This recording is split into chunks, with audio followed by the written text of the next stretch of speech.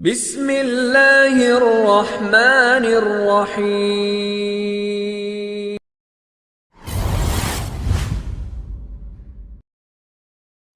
তো এখন আমরা দেখব কিভাবে ব্যানার সেট করতে হয়। তো ব্যানার মূলত এক ধরনের একটা সিকিউরিটি নোটিশ বলতে পারেন।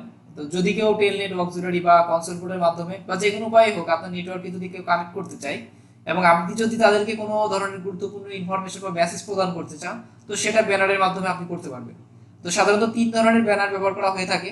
তো এর মধ্যে সবথেকে বেশি যে ব্যানারটি ব্যবহৃত হয় সেটা হচ্ছে মেসেজ অফ দ্য ডে, যেটাকে আপনার এমওটিডি বলা হয়।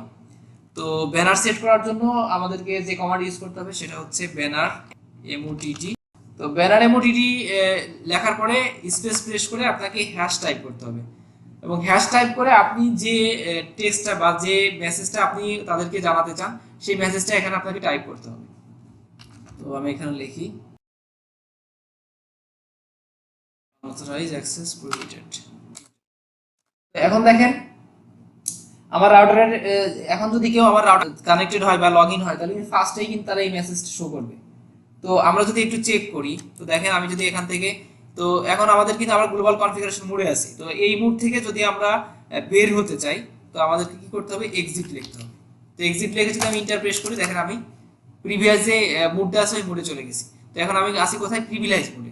তো প্রিভিলেজ মোডে আমি এর আগেই বলেছি যে প্রিভিলেজ মোডে আমরা সাধারণত বিভিন্ন all type of show command দিয়ে থাকি।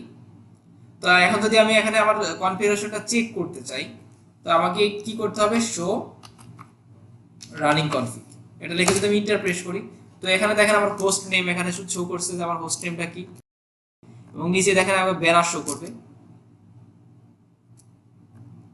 সরি এই যে আনঅথরাইজড অ্যাক্সেস প্রোহিবিটেড।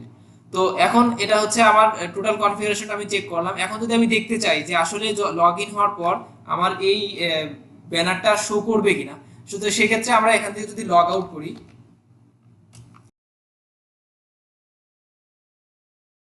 তো আমি যদি এখানে ইন্টার প্রেস করি তো এখন দেখেন আমার এই ব্যানারটা এখানে শো করছে। তো যেই আমার এই নেটওয়ার্কে প্রবেশ করুক না কেন, যে কোনো ওয়েতেই প্রবেশ করুক না কেন, যদি আমি ব্যানার সেট করে দিই তো সে লগ ইন হওয়ার পূর্বে অবশ্যই তার এই মেসেজটা সে পাবে।